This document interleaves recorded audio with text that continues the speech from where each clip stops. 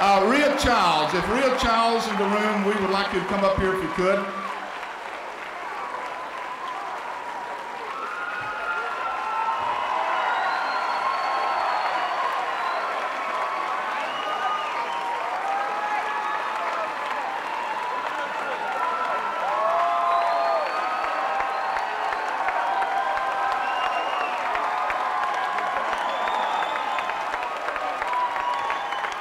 I will do the introduction now of the best friend the Florida Democratic Party ever had.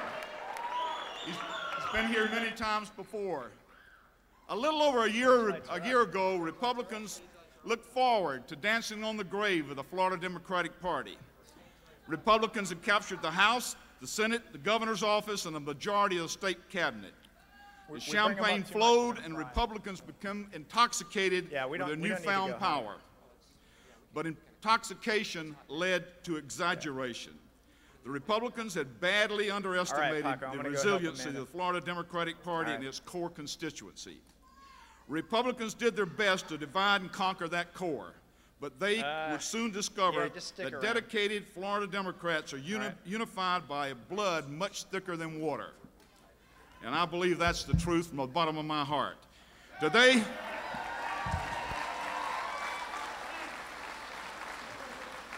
the Florida Democratic Party, like the Egyptian phoenix, has risen again.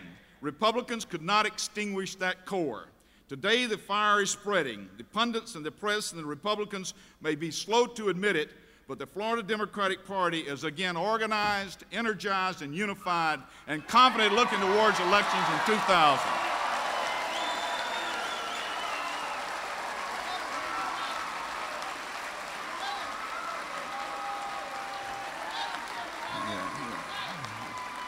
Eat your heart out, Bill McCollum. Eat your heart out, Tom Gallagher. Your worst nightmare is coming true. Democrats and our nominee will be ready and waiting for the United States Senate race, thanks in large part to the man I'm about to introduce you today. Without his participation, we could have not been here where we are today. The president has had to contend with a do-nothing Congress since 1994. But he has presided for 7 years over one of the most robust economies in the history of the world.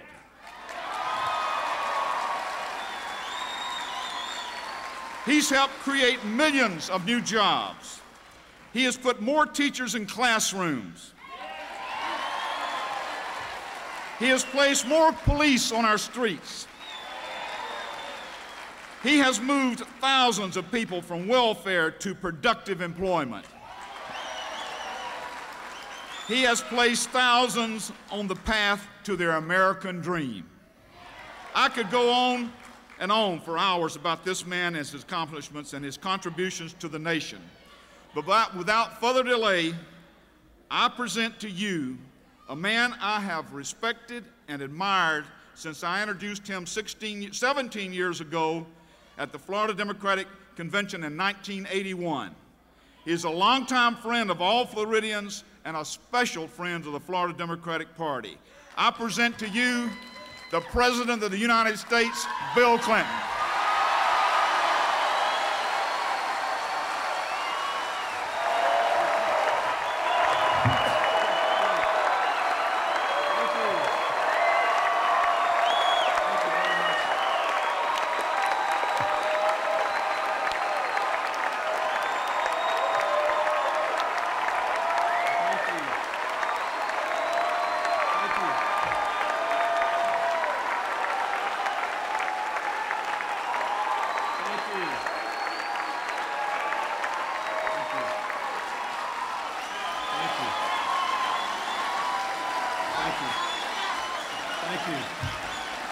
Thank you very much. Thank you.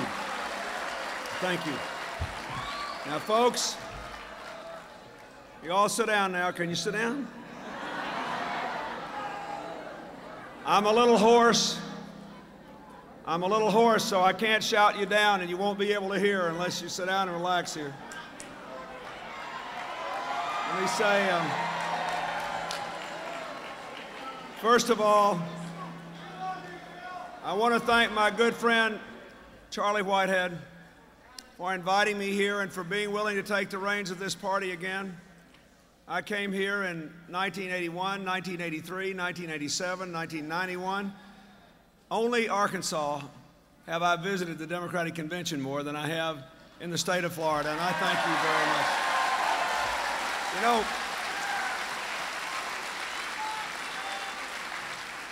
I want to thank Representatives Hastings, Brown, Meeks, former Congressman Smith, the wonderful Lieutenant Governor of Maryland, and I think the finest Lieutenant Governor of the United States, Kathleen Kennedy Townsend, who spoke to you earlier today. And I want to say how proud I am that a person who's been a friend of mine a long time is going to be your next United States Senator. Bill Nelson and Grace Nelson, thank you very much for your efforts.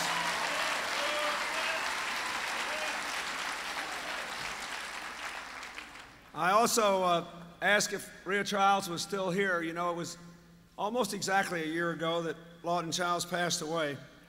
And like his family and his friends and his beloved Floridians, I want you to know I still miss him.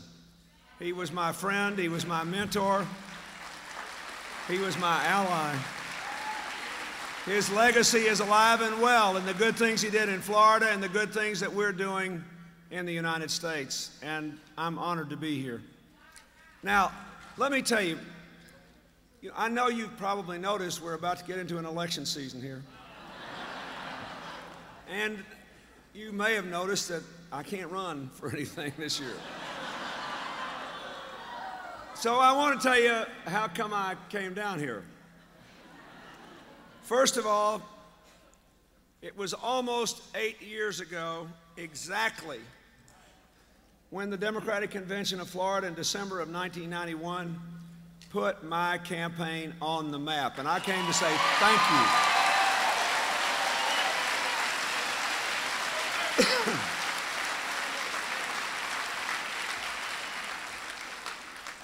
With your help, when I was running 5th in the polls nationally, we won a decisive victory over a majority in the straw poll here in 1991. It was the first evidence that Democrats were ready to take America in a new direction. And I got to thinking about that last night and this morning. You were very wonderful to me, but I also want you to know you were a hard sell. I mean, I don't know how many times I've talked to Jeff Eller and Craig Smith, who were among those who worked this convention for me, and Hillary and I remembered how dog-tired we were when we got back to our hotel room after the speaking, and then we had to go and visit all these caucuses. We must have gone to a dozen caucuses. And we were asked the most detailed questions over the most wide array of issues. And I just hope you're putting this crowd this year through this. That's all I want to say. It was unbelievable. And, but I must say, you know, I had been coming here. I remember when then Governor, now Senator Bob Graham, invited me in '81 and '83 and '87. I loved this convention. And I love that experience in '91. I love your energy, your intensity, your commitment, your caring about the issues and the future of this state and this nation. And if you can keep this energy, don't forget, we won in '92, and in '96 we won again, and in '96 we carried Florida for the first time in 20 years. You can win again here, and you can do it. Now,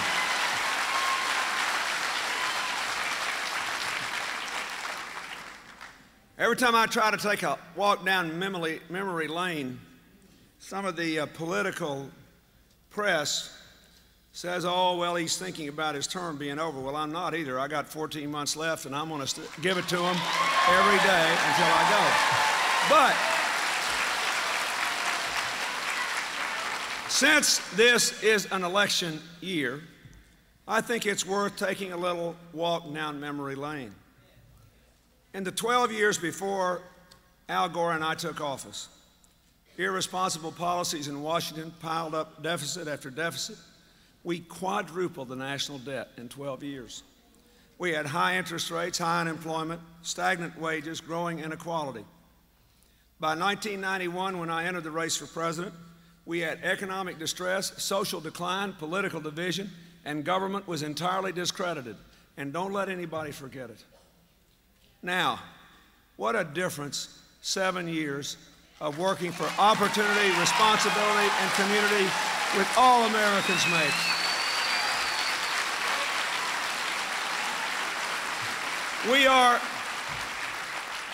We are ending the century on a high note, and you can take great pride in it because you had a not insignificant amount to do with it.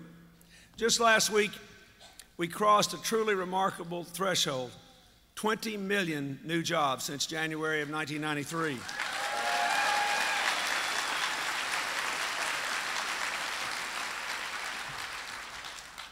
And more, they're good-paying jobs on which you can support a family, buy a home, take a vacation, save for college and retirement.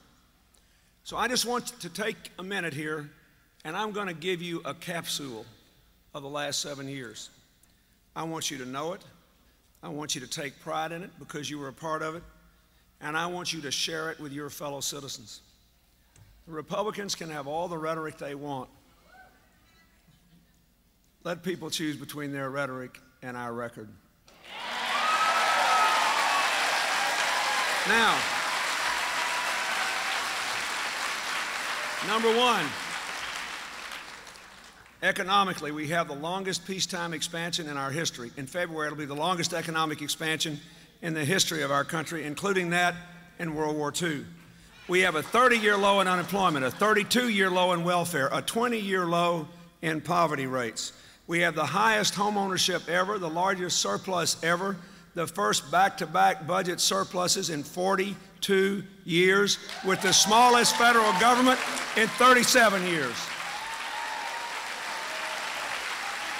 Now, there's more. We have the lowest Hispanic and African American unemployment rates ever recorded, the lowest Hispanic poverty rates in 25 years, the lowest African American poverty rates ever recorded, the highest rate of small business starts in history, the highest rate of minority business ownership in history, the lowest female poverty and unemployment rate in 40 years, the lowest single-parent household poverty in 46 years. We're going forward together. Now, I might say, I was going to save this for later in my speech, but I think we ought to insert it here. And we've done it with the most diverse administration in history, the most diverse appointments to the judgeships, to the cabinet, to the administration.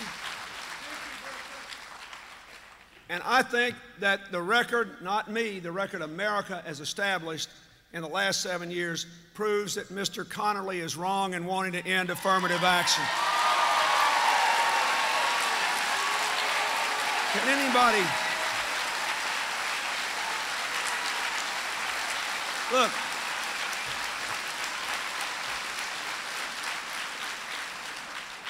It's interesting, you know, affirmative action actually began under a Republican administration back when both parties were really committed to civil rights. And like any system that went on for years unexamined, there were some problems with it and it needed to be fixed. And we worked very, very hard on a mend it, don't end it policy that I'm proud of. But you cannot look at the record the American people have established in the last 7 years, where we made an effort to include everybody. And we made an effort to make sure our economic policies benefit everybody, our political policies benefited everybody, our social policies benefited everybody, and make a serious case that we'd be better off if we were growing more divided by walking away from one of the tools that has helped to bring us together as a nation. Don't give up on affirmative action and go out there and defend it. Now,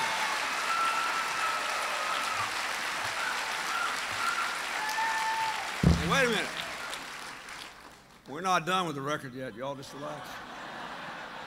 I want you to remember this. I'll send a copy of this to Mr. Whitehead and he can send it out.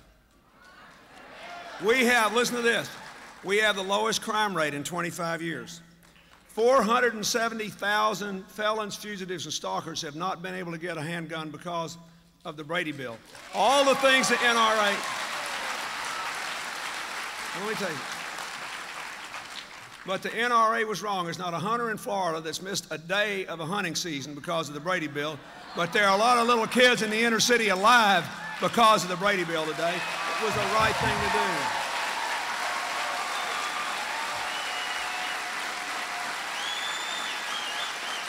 Wait a minute. Over 20 million people have taken advantage of the Family and Medical Leave Law, a bill which was vetoed by my predecessor. And it hasn't hurt the economy. Over 10 million people benefited from the minimum wage increase. It hasn't hurt the economy. Over 7 million people right now have claimed their Hope Scholarship tax cut to pay for community college or the first 2 years of college so that we can open the doors of college to everyone in the United States of America.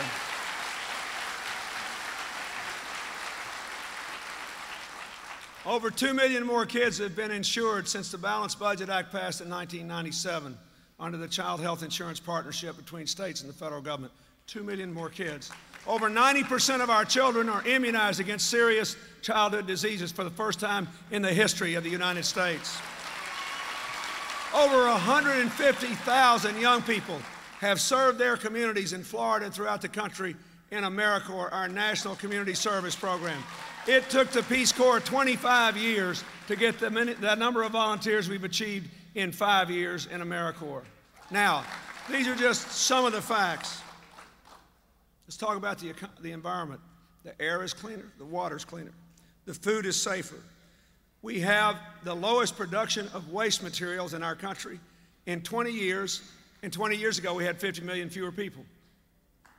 We've cleaned up 3 times as many toxic waste dumps as the Republicans did in the 12 years before we took office. 3 times as many. And we have protected more land from the Florida Everglades to the California redwoods to the 40 million roadless acres in the National Forest, more lands than any administration in the history of this country, except those of Franklin and Theodore Roosevelt. Now, along the way, we made a contribution to peace and humanity and democracy in Northern Ireland, in the Middle East, in Bosnia and Kosovo and Haiti. We expanded trade with Latin America. We're trying to do so with the Caribbean. We're trying to be a good neighbor to our friends in the Caribbean and to our friends in Africa.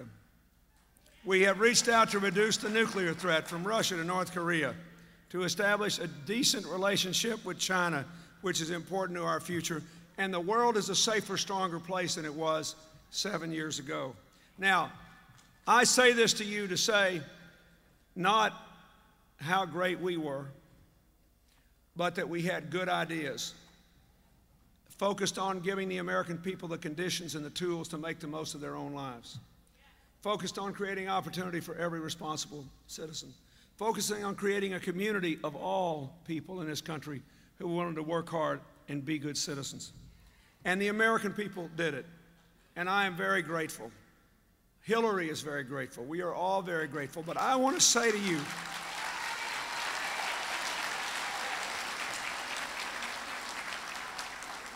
I could not have done it, not any of it, without the Democrats in the Congress. And we need more of them, not fewer of them. Send Ben Nelson up there.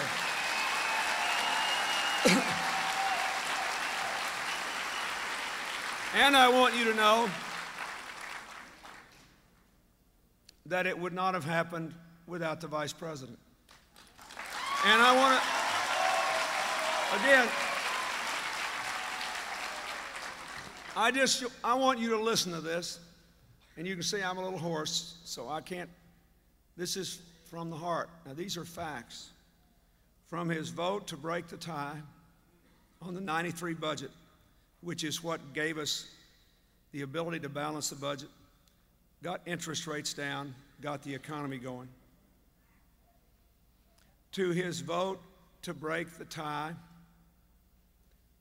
on the Senate's consideration of common sense gun legislation to close the loophole in the Brady bill so we could also cover the gun shows, something you voted to do in Florida. From leading our efforts to connect every classroom to the internet, let me tell you what we've done. 5 years ago, when Al Gore and I started working on this, and I asked him to take it on, only 4% of the classrooms in the country were connected. And they were in 14% of the schools 5 years ago. Today, over 50% of the classrooms are connected to the internet, and over 80% of the schools. I think he's done a good job in helping this to happen.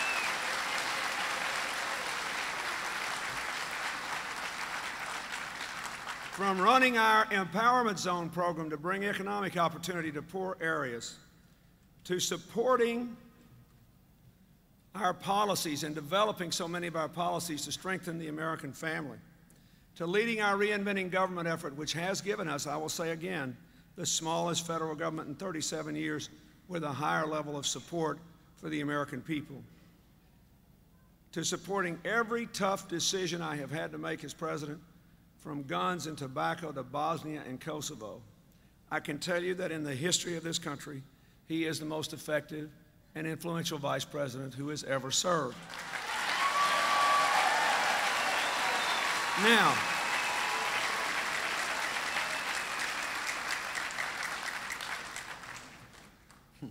he's got a lot of good ideas for the future, too. And now I want to talk about that. I just signed the first budget of the 21st century. Charlie said we had to do nothing Congress. Well, that's not quite true. They tried to do something. They tried to pass a tax cut so big that it would have kept us from ever paying down the debt and fixing Social Security and contributing to our children's education. And I vetoed that, and the Democrats stayed with me. That was a major achievement of the last Congress. And then, when they got ready to go home, that's when the president and the Democrats acquire a little influence in the debate. So when we came out of the budget, even this year, we had a continuing commitment to 100,000 teachers, to 50,000 more police, to 60,000 housing vouchers to help poor people move from welfare to work. We doubled the funds for after-school programs. We got the first money the federal government has ever appropriated for states to turn around or shut down failing schools so that we can help all our kids get a good education and still support the public schools and public school reform. We had major advances on the environment, and we beat back major assaults on the environment. And we paid our United Nations dues and agreed to help alleviate the debt of the poorest countries in the world. And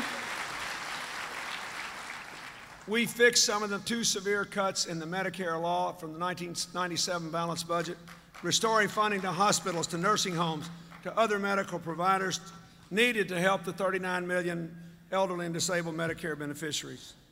We also passed a landmark bill I am immensely proud of, which allows people with disabilities to keep their Medicaid if they move into the workforce so people can go to work because they can't get private insurance. Now, there's a lot of things we didn't do, and I'm going to be working to get it done. We didn't pass the Patient's Bill of Rights, and we should. It's wrong. Everybody should be guaranteed quality care.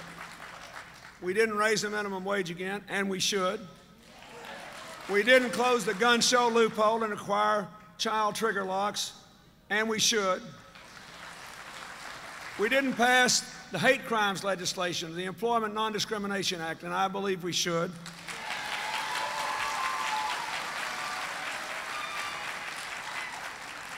We didn't pass my New Markets Initiative, which would give Americans the same tax and incentives and loan guarantees to invest in poor areas in America they get to invest in poor areas in Latin America or Asia or Africa, and I think they should.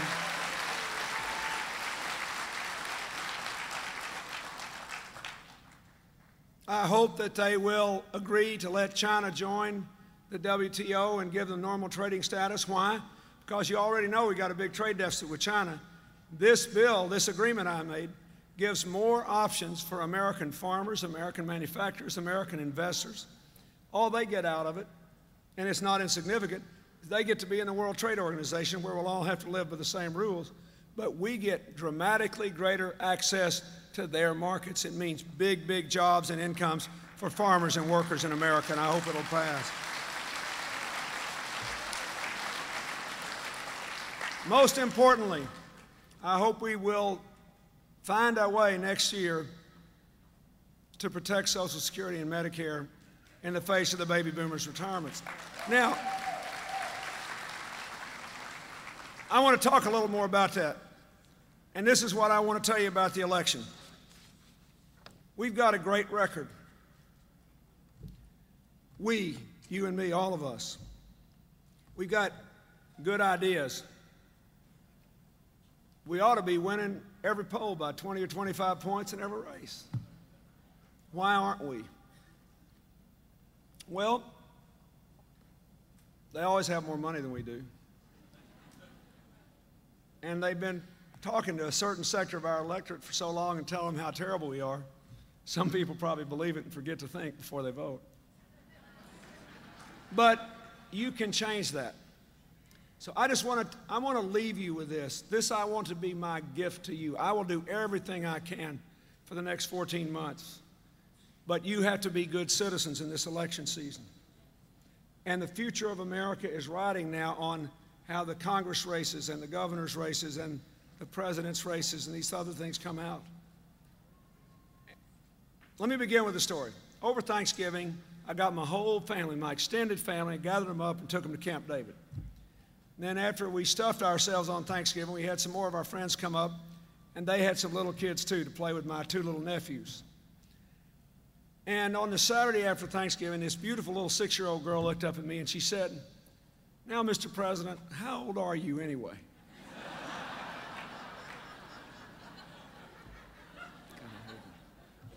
So I said, "Well, I'm 53. And she said, "That's a lot. That's a lot." So I said, "Yeah, it is a lot." And let me tell you, from the perspective of those years, in my lifetime, in my whole lifetime, there has never been a time when America had this much prosperity, this much social progress, this much national confidence, with the absence of a crisis at home or a threat abroad. Now, what does that mean? Wait. We're done with the record. I want you to think about the future. What that means is that for the first time in my lifetime, on the edge of this new millennium, we actually have a chance to shape the future of our dreams for our children in a way no previous group of Americans in our whole lifetime has had. And that imposes on us a terrific responsibility. You know, anybody can concentrate when their backs are against the wall. The great British essayist Samuel Johnson said, "Nothing so concentrates the mind as the prospect of one's own destruction." Your back's against the wall, you can focus. When things are rocking along hunky-dory, it's easy to get distracted. I was so proud of the American people for sticking with me when I vetoed that tax cut. I said, you know, you can understand it if people said, "Hey, man, we've been working hard out here. The 80s were tough, the 90s were tough. Cut us some slack here." But they said, no, we don't want to go back to those old bad days. We'll stay on the path we're on. That was good. So I ask you, we win is what is it about? And if it is about our common responsibility as a people to meet the big challenges of the 21st century, because we ought to and because we can now, for the first time in our lifetimes, then we will win. What are they? We got to deal with the aging of America. The number of people over 65 will double in 30 years. I hope to be one of them. It is unconscionable that the baby boom generation will walk away again from the opportunity to take Social Security out beyond the life expectancy of the baby boomers and to push the life of Medicare out there and to add a prescription drug benefit for the people who cannot afford their medicine today. Second, you look around Florida, we've got the largest and most diverse student population in our history.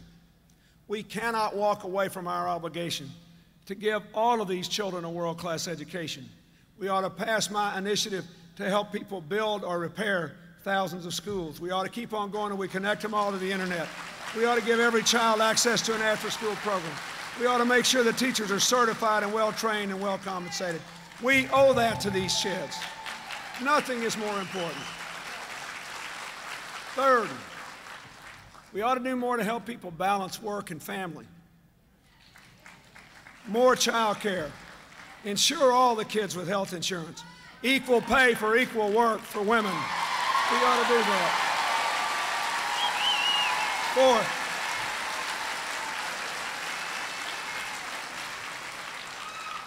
Fourth, we ought to make sure that we can grow the economy and still improve the environment. The world is in a grip still of a very bad idea that's wrong. All over the world, including in Washington, D.C., people believe you can't get rich unless you put more coal and oil into furnaces or machines and burn them and pollute the atmosphere. It's not true anymore.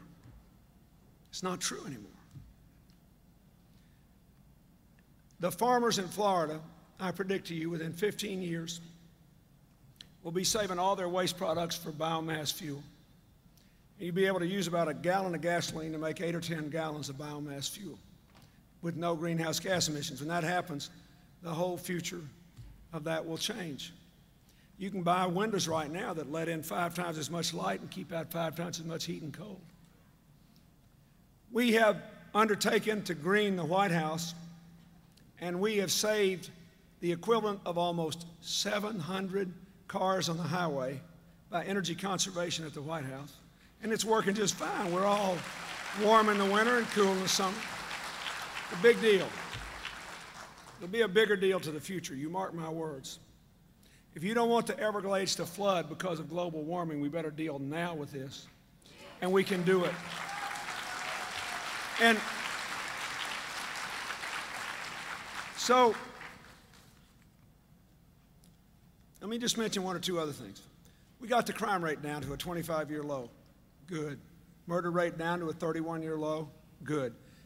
Does anybody think America is as safe as it ought to be? No, of course not. Now, when I took office, most people didn't believe you could drive the crime rate down. We all thought the crime rate just went in one direction, up. So now we know it can be brought down. So I say to you, the reason I fight hard for these common sense gun measures and for 50,000 more police in the high crime areas and more programs to keep kids out of trouble in the first place is I don't think it's good enough to say we've had crime go down 7 years. I think the Democrats ought to say, okay, now we know we can do it. We have a new goal. We want America to be the safest big country in the entire world, and we're going to keep working until we do it.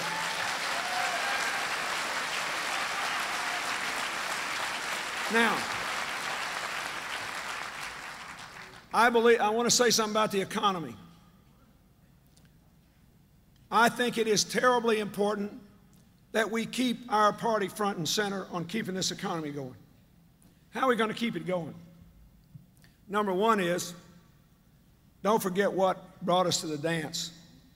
We need to keep paying down this debt. You know that we can be out of debt in 15 years if you stay on my budget path. For the first time since 1835, America will be debt-free. And we ought to do it.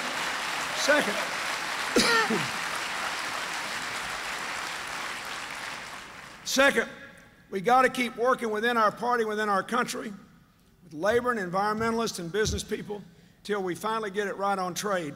Because I am telling you, the world's better off today because there's 50 years of increasing trade. We're only 4% of the world's people. We got 22% of the world's income. Just stands to reason that you can't hold that unless you sell something to the other 96%. Furthermore, let me say something about imports. They're unpopular in general and popular in particular. We don't like imports in general, but we all have them. We wear them, we drive them, we do, you know. What do they do for you? They keep inflation down with competition. That's why we've got the longest peacetime expansion in our history, because inflation didn't destroy it. So we got to keep working until we get this right. The third thing we got to do, and this is something I feel so strongly about, if we can't bring economic opportunity to the poor areas of America that have not participated in this recovery now, we will never get around to doing it. Never. To Appalachia, to the Mississippi Delta, to the poor rural areas of America, to the inner cities, to the Native American reservations. We've got to do it.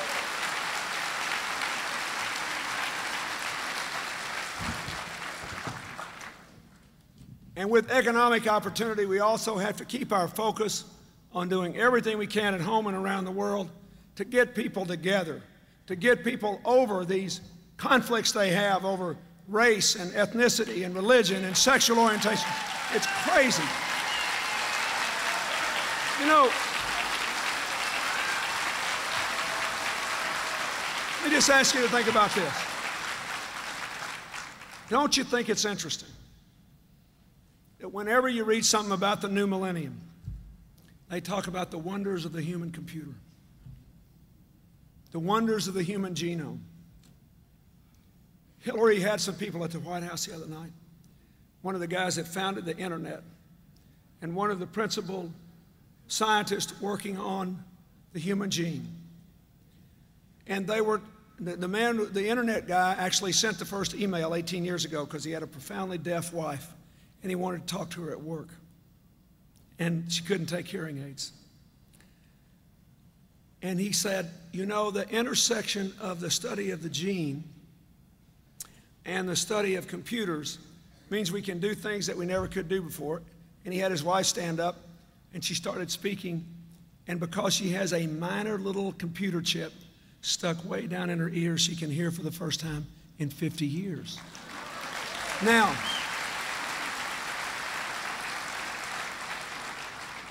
you know, last year we transplanted nerves from the legs to the spine of a laboratory animal for the first time, got movement in the lower legs. Some people think we'll be able to take a picture of spinal cord injuries and just design a computer chip to go in and replace the electronic impulses that the spine used to provide. This is the kind of stuff we're talking about.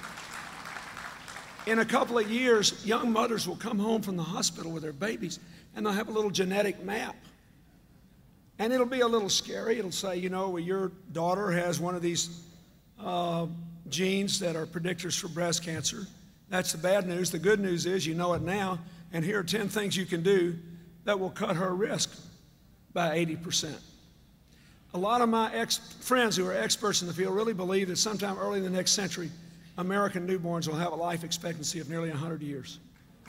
Now, a lot of my other friends in the space program think we'll find out what's in the black holes in the universe. A lot of other people believe we'll continue to fight against war because we'll be more connected to the internet around the world. Let me ask you something. Don't you think it's interesting that in this most modern of times, the biggest problem in the world today, is the oldest problem of human society? We don't trust people who are different from us. We fear them.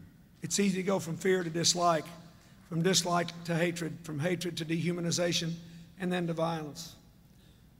My God, there was a picture yesterday morning in one of the big newspapers of the young gay soldier that was beaten to death with a baseball bat.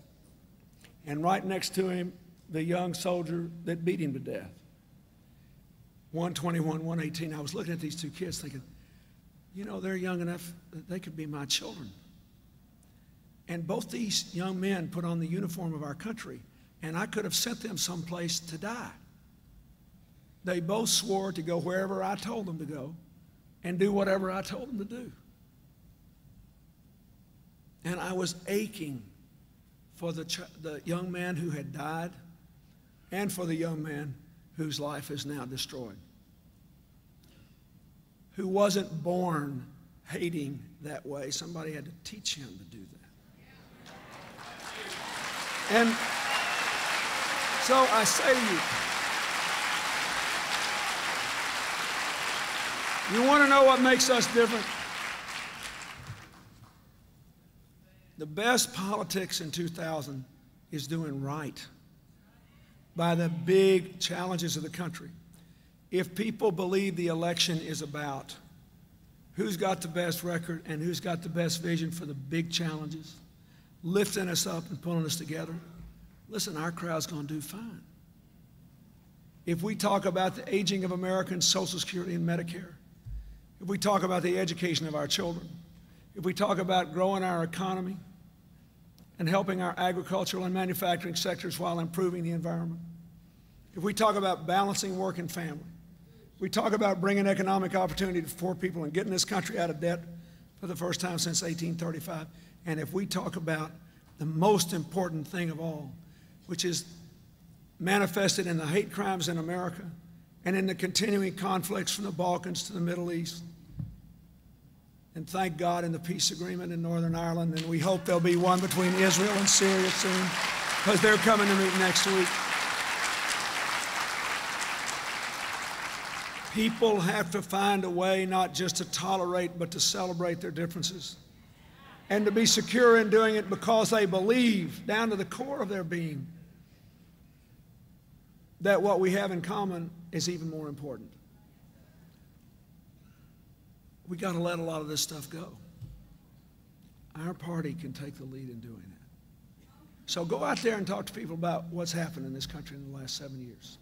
Even more important, go out there and say, do you really believe in our lifetime we've ever been in this kind of shape before? If you don't, what are we going to do with it? Go up to total strangers on the street and say, you're a citizen. What do you think we ought to do with this time? I think we ought to make the most of it. And ask them about the aging of America. Ask them about the children of America. Ask them about the parents struggling to balance work and family. Ask them about the economy and the environment. Ask them about bringing economic opportunity to poor places. And ask them about building one America. You make this election season about that, and we'll have another celebration next year. Thank you, and God bless you.